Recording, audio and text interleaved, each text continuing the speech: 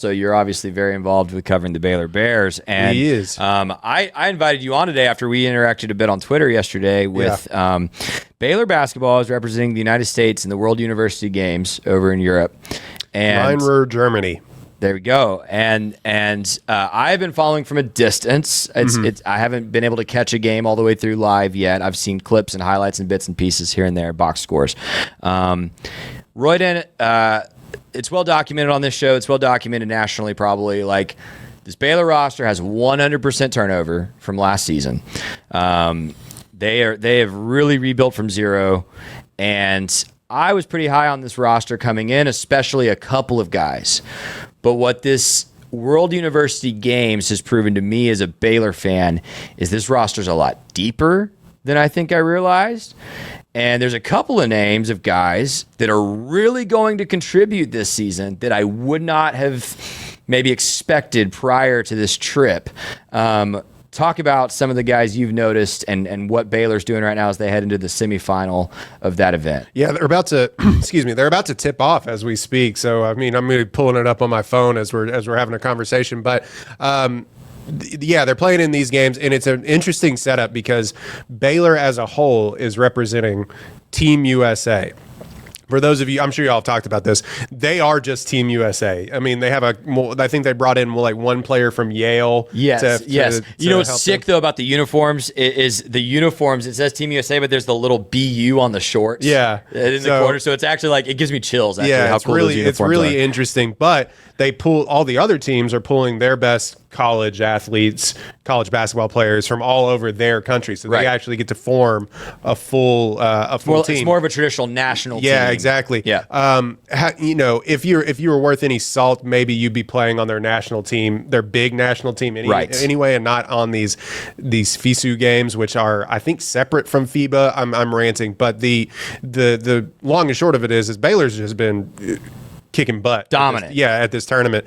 And really, a lot of these games haven't been that close. They've usually had 10-point leads going into the fourth quarter of all of these games and won a lot of these games by like 20 points. I think they beat India by, 40? So the long and the short of it is that, yes, the Baylor team is over there. They're also missing 5 players that are going to be on their team. And 3 potential starters. I quote tweeted you and said they're missing 1 starter. And I had accounted that Tunde Yesufu is just going to start for the Bears. You don't bring in a consensus 5-star prospect. McDonald's All-American. Again, one of the highest rated prospects that they've had. Again, that's another story. They keep doing that. But you're not going to bring in, a McDonald's All-American and he's not going to not start. So that's who I had accounted for. More people mentioned, and you did as well, that like Jocelyn Bodo may be starting.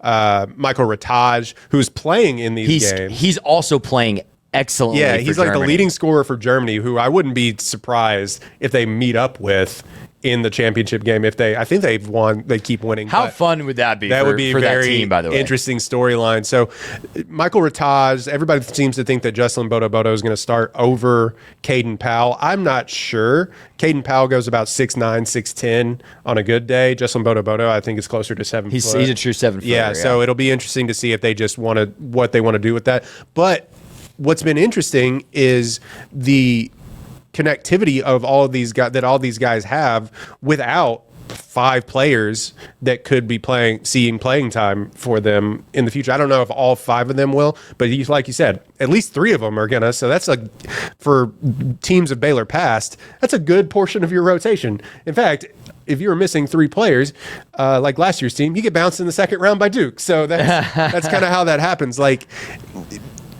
Scott Drew has been known to mix and match his lineups, but also what I've seen is over the past few years, outside of the 2021 team that won the national championship, he doesn't go very deep into his bench anymore. He has about 7 players when healthy, and the health of the team has played into this, that really factor into his rotations. It seems to me, just based on what we're seeing out of this thing, and I don't want to put the cart before the horse, we may be overreacting when these guys actually play Big 12 competition. It seems to me that they may go 9 deep on this team. Cameron Carr has been the most outstanding player for this Baylor team in this tournament. He goes about 6'6". He plays a lot bigger than that. He has really long arms. I believe J.J. White, who is a new guard from Omaha on the team, obviously all these guys are new, but called him, I believe, the most athletic player he's played with. Him and Tunde, which is saying something about it. If you play basketball, you're playing with mega athletes. So to call them the most athletic people that they've ever played with is incredible. I mean, Cameron Carr has this ability to get to the rack, but he's also shown the ability to pull up from mid-range and knock down a mid-range jumper whenever it's not going well trying to get to the hole. Dan Skillings has been a revelation for me watching these tournaments, watching these games. Not only is he just putting his head down and going to the hole, sometimes that's just all you need, but like he's banging in the post. He goes about 6'6", 6'8", 6'6" to 6'8", just depending on where you are. But he also plays bigger than he is. I mean, he played on a hard-nosed team at Cincinnati in the Big 12 competition, so you know what you're getting. I was kind of coming away thinking, is Dan Skillings going to start? I don't, but it seems to me that people have kind of reading the tea leaves that he may be coming off the bench in favor of Michael Rataj starting, which seems to be my thought, yeah. But one thing that I have noticed, all these guys are crashing the boards. The box score won't indicate it, but you see all these guys crashing the boards. They're playing hard-nosed defense, which is something, not to say that they weren't trying to play defense the last couple of years, but it was not the same that we've seen. Not even close. We had seen from Baylor teams past, especially the 2021 team, because how could you? But these teams they're getting in your shorts. They're playing defense. They're banging on the boards. And that's really all you need. It's just like the solid effort that all of these guys are giving. The shooting waxes and wanes, I think. I think you're going to need J.J. White to knock down some threes that he hasn't really been doing in this tournament. But, Agbim has been lacing him from three to start. As advertised. So their guard depth is something that I'm looking at, but they kind of have taken the I don't know what I'm trying to say. They've tried to build this roster of whatever. Let's just build the whole plane out of wings. The whole plane. Well, so I described it a few months ago when they kind of finalized who was going to be in Waco as it's the ultimate positionless basketball. Yeah, you've got some true centers. Yeah. And you got a couple guys that can run the point. And then you've got 5 or 6 really good athletes who can play 2 through 4. Tunde can do that, right? Skillings theoretically can do that. Ratai can do that. All these guys are kind of shooters, kind of slashers, but they're big, they're athletic, they're going to play good defense. Yep. It honestly reminds me a lot, Royden. I know obviously the national championship team is the standard, but when you and I were students, Scott Drew's kind of MO was length. Yeah. I mean, when I was a freshman, it was a lot of 2-3 zone, and it was 3 dudes with 7-foot wingspans across the bottom of a 2-3 zone with Anthony Jones, Quincy Acey, and whether it's Epe Udo or then later Isaiah Austin or whoever's playing that center spot. Right. That was kind of Scott Drew's MO, and I almost feel like Perry Jones was exactly have been 6 fits foot that 10. mold. Perfect, exactly right.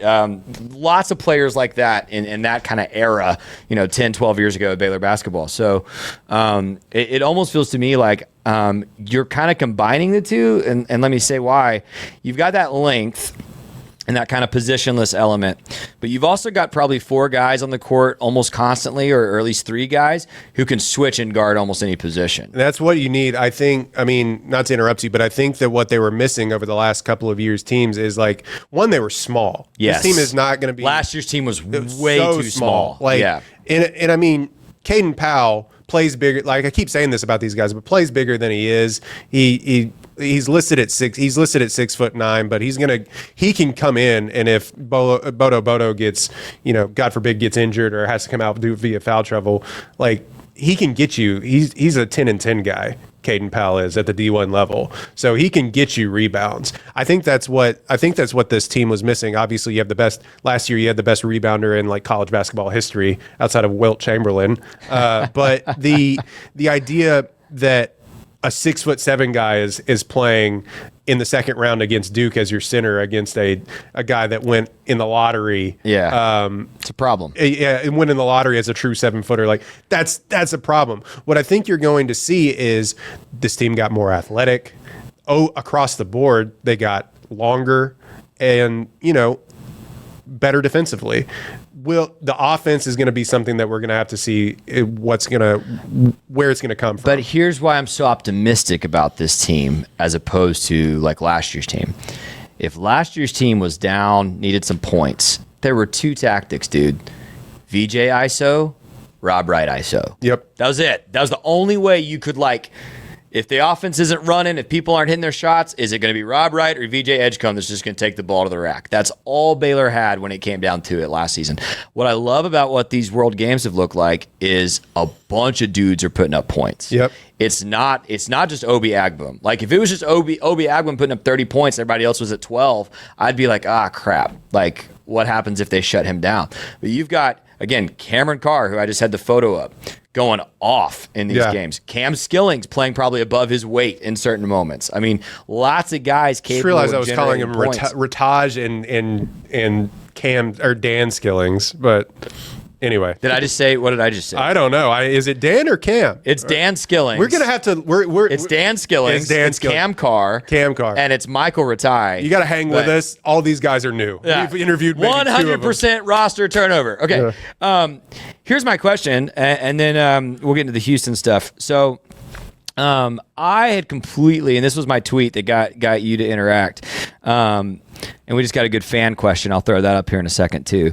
My question is, so I completely underestimated Cam Carr. I think a month ago I would have said he's the 8th guy, maybe 6th, like 6th kind of wing, 5th kind of wing option. Dude, to me, he's making a case to start, and I don't know how you don't start him. And so, who are your starting 5, Royden? I think mine would be Obi at the 1, probably Cam Carr and Tunde, kind of as your wings, Ratai at the 4, and I'm just assuming Bodo starts at the 5, but you could talk me into Caden Powell. Yeah. It's going to be tough to. My thing is Jocelyn, but Cam Carr played true blue D1 basketball. Like Jocelyn Bodo. Correct. I mean, high point. Played at high point, but he goes 6'11", 7 foot. So it's do you want that? And what I like about Bodo is it reminds me of a Gillespie or.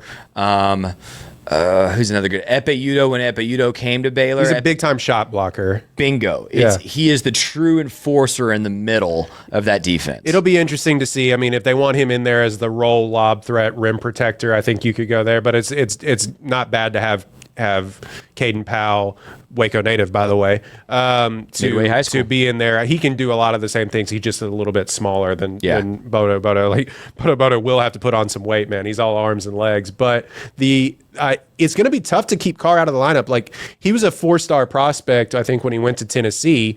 And I think a lot of people at Tennessee thought he was going to be a big-time piece for them. He transfers, man, the Baylor could have used him last year in a big way, regardless of where they just needed bodies. But he transferred in the middle of last season, so he can't play. But he's been in the system now for what'll be a year and a half.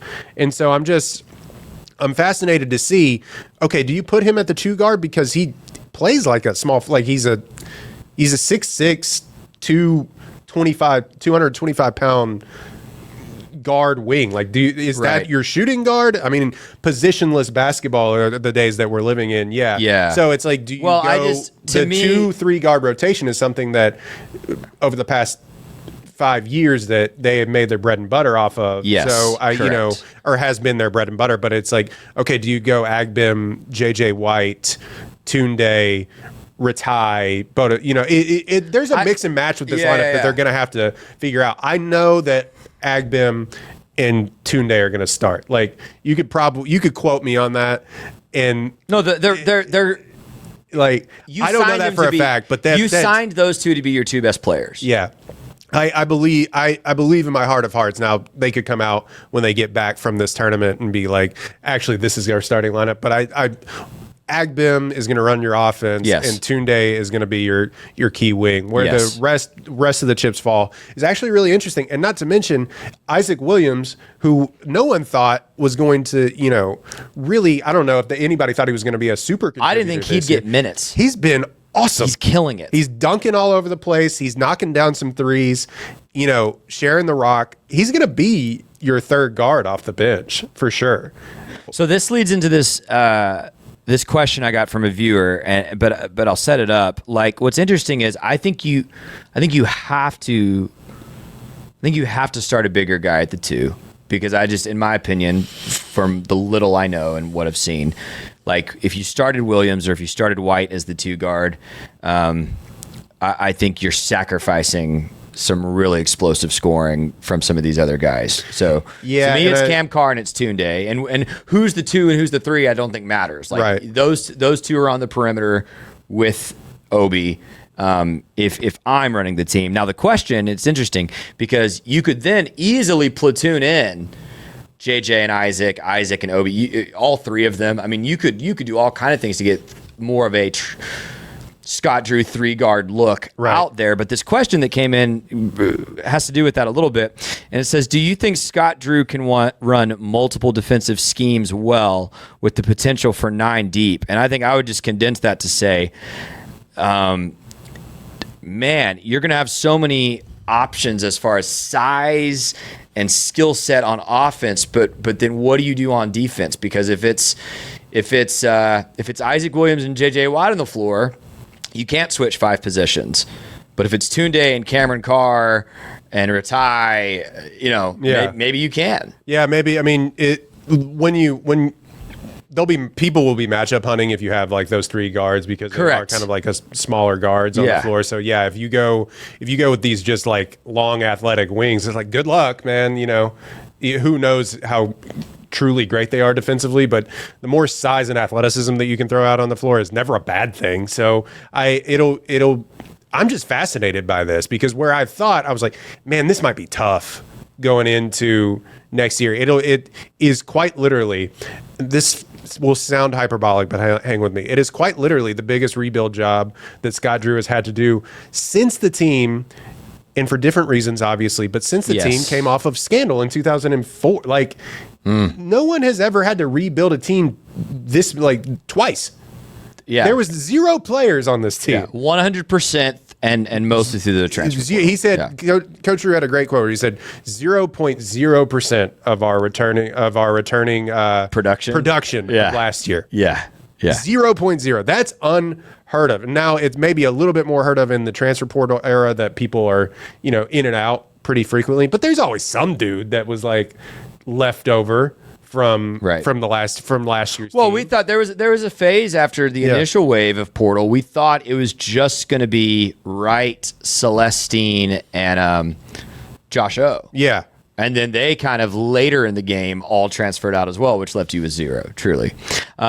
Really quickly, Royden, because we talked about Baylor basketball way longer than I intended, which is good. I'm a Baylor guy, so I'm not complaining.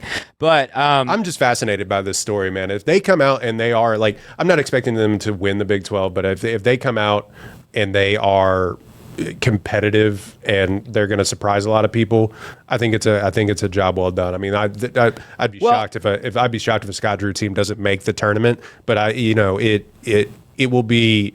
I think they're going to surprise a lot of people, and I think this tournament is going to help. Right, and I've argued about this with Baylor football fans of like, what should your expectations appropriately be for any given year for Baylor football? Right. Some people will say bowl game. Some people would say 8 wins. Some people would say compete for the Big 12. Right.